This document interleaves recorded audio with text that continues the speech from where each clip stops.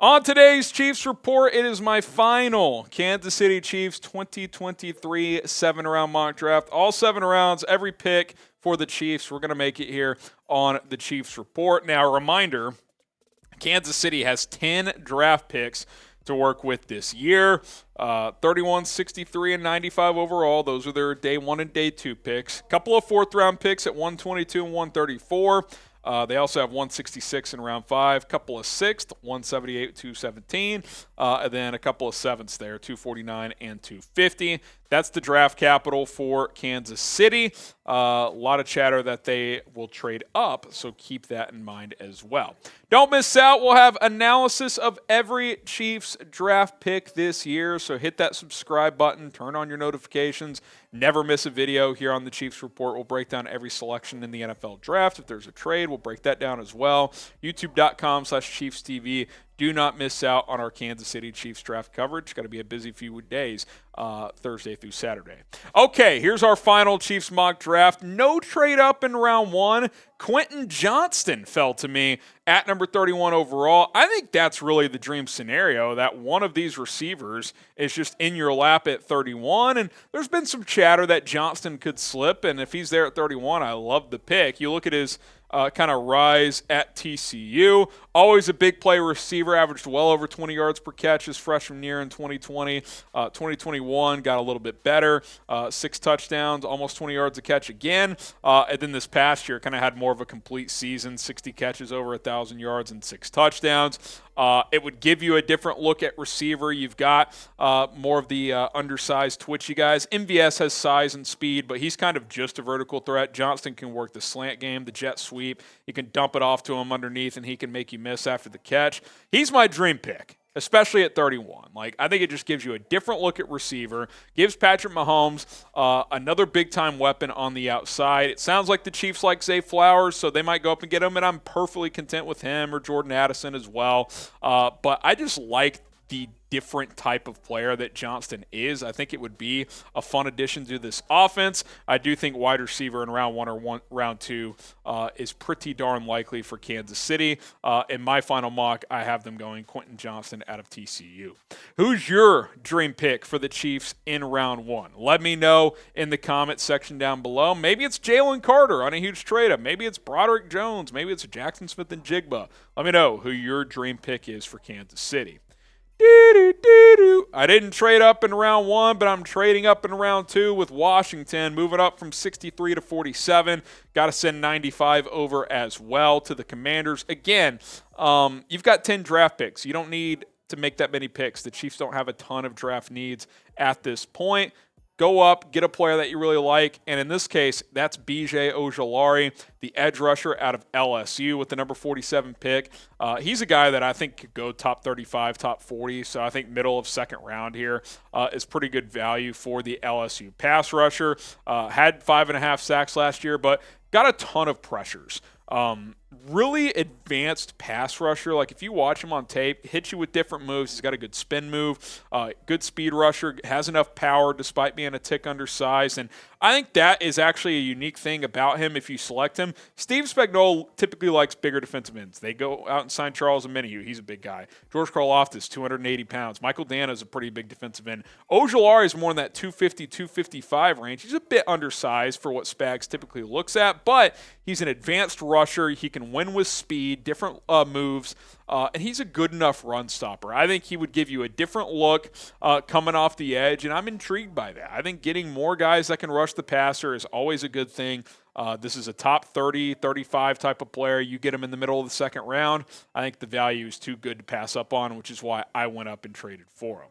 Today's Chiefs mock draft sponsored by Z Biotics. Let's face it, when I go out and have a lot of drinks, I don't respond well the next day. Well, that has now changed with Z Biotics. Take this the night before. You're going to be feeling great. This probiotic, pre-alcoholic probiotic, is the world's first genetically engineered probiotic. It was invented by PhD scientists to tackle rough mornings after drinking. Here's how it works. When you drink, alcohol gets converted into a toxic byproduct in your gut. It's this byproduct, not dehydration, that's to blame for your rough next day. ZBiotics produces an enzyme to break this byproduct down. It's designed to work like your liver, but in your gut where you need it most. Drink ZBiotics before drinking alcohol. Drink responsibly and get a good night's sleep feel your best tomorrow. Give ZBiotics a try for yourself. All you got to do, go to zbiotics.com/chatsports and use code chatsports at checkout. That code will get you 15% off. ZBiotics is backed with a 100% money back guaranteed. So if you're unsatisfied for any reason, they'll refund your money. No questions asked. Remember, zbiotics.com/chatsports, code chatsports. That link is in the comments and in the description. It just comes in these little vials. It's like a little shot you take. Go out, have some drinks, enjoy yourself. Next day, you're going to be feeling good. zbiotics.com/chatsports, code chatsports for 15% off. Check that link in the comments and in the description. All right, no third-round pick due to the trade-up for B.J. Ojulari. Round 4, pick number 122, someone you guys know quite well, Deuce Vaughn, the running back out of Kansas State, guy who just did everything for the Wildcats in his college career. 3,600 rushing yards, almost 1,300 receiving yards. 43 total touchdowns. I mean, it really is ridiculous when you look at the raw numbers for this guy. And you look at the running back room, I think you could bring him in and it still would not eliminate you from bringing back Jarrett McKinnon. What does that mean for Clyde Edwards-Helaire? It's hard to say. But Vaughn does a little bit of everything. He catches the ball well. You can give him some carries. He's not going to be a 20 carry per game guy due to his lack of size, but you can give him 8 to 10 carries a game if you need to.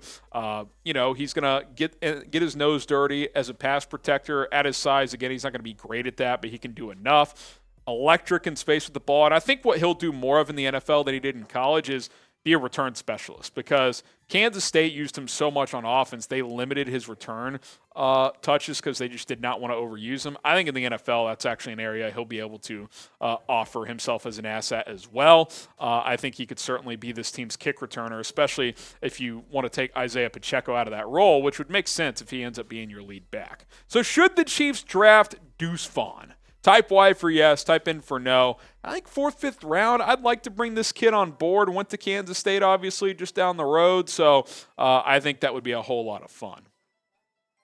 Now, here's your classic Brett Veach selection of this mock draft. Alabama cornerback Eli Ricks, transferred from LSU. The thing with Ricks is he's got round 1 talent, but he just could not be on the field for a variety of reasons. He would have little injuries pop up. Some off-field issues would pop up.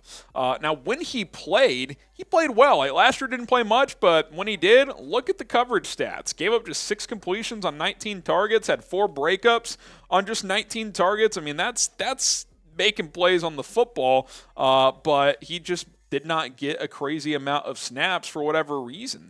There's just been all these little things that tend to pop up with this guy, dating back to his time at LSU. Now, again, I mentioned this would be a classic Brett Veach pick because he has a history of finding value in the on day 3 at corner. I mean, you just look at this room right here. Jalen Watson, 7th round pick. L'Jarius Sneed, 4th round pick. Josh Williams, 4th round pick.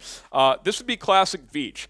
Let's find value. Let's take a chance on day 3 with Eli Ricks. Could be a potential starter. Could be out of the league in 3 years. I mean, it could go either way. But the talent is not the problem. He's got the ability. Can he put it all together? He wasn't able to do that in college, but when he played, he showed that he could play pretty darn well. All right, we'll go a little bit faster on these 5th-round picks and laters. Jerrod Clark, Coastal Carolina defensive tackle, big boy, 330, 340.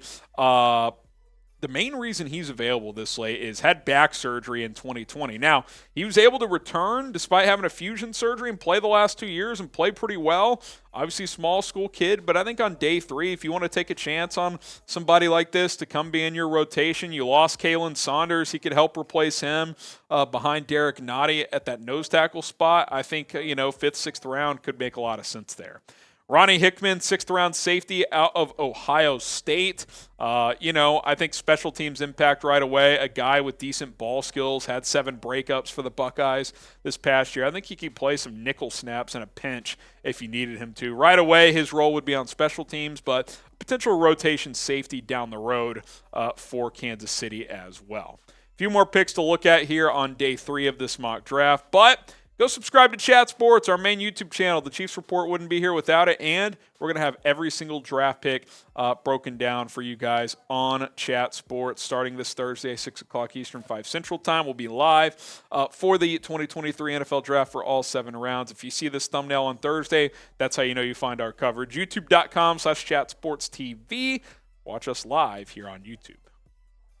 Jalen Moreno-Cropper, the wide receiver out of Fresno State. You get deep into the draft, you kind of just look for value here. And, the Chiefs like to find these kind of receivers out of nowhere. And maybe Moreno-Cropper could be that. Had over 1,000 yards and 5 touchdowns last year for Fresno.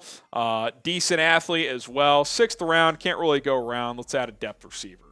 Levi Bell, defensive lineman out of Texas State. Ton of production, small school kid, undersized as well. Maybe a practice squad stash. And I definitely think that's the case with Jake Witt, offensive tackle out of Northern Michigan. Crazy story. We talked about it on our mock last week, but committed to a different Michigan school for basketball, changed his major. The school he was at didn't have it, so he had to transfer to Northern Michigan.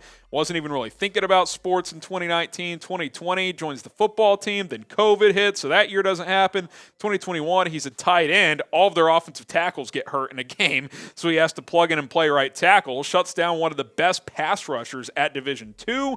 Plays tackle the rest of the year. Flips to left tackle this past year. Has put on over 30 pounds and is now listed at 6'7", 302. So, just this freak athlete who basketball was his first love, found his way back to football, and has some untapped potential. I think in the 7th round, get him with some NFL coaching into an NFL conditioning and strength program. It could be interesting to see how far this kid goes. Grade our final Chiefs mock draft. That is it. Finito, A, B, C, D, or F. How do you guys feel I did in my final mock? And we'll recap it here for you guys. Quentin Johnston, the pick at number 31 overall. I think the value there is excellent. Trade up for B.J. Ojulari. Trade 63 and 95 to go get the LSU edge rusher. Deuce Vaughn, the Kansas State running back in round 4, along with Bama corner Eli Ricks. Jerrod Clark, the coastal defensive tackle there in the 5th round. Ohio State safety Ronnie Hickman there in the 6th round. Fresno State wide receiver Jalen Moreno-Cropper in round 6 as well. Then a couple of 7th round picks, Levi Bell, Jake Witt, a couple of small school trenches players, guys who could have some developmental potential. A, B, C, D, or F, drop a letter grade in the comments, and be sure to hit that subscribe button. Draft coverage all week long. You're not going to want to miss it. YouTube.com/ChiefsTV will break down every single pick.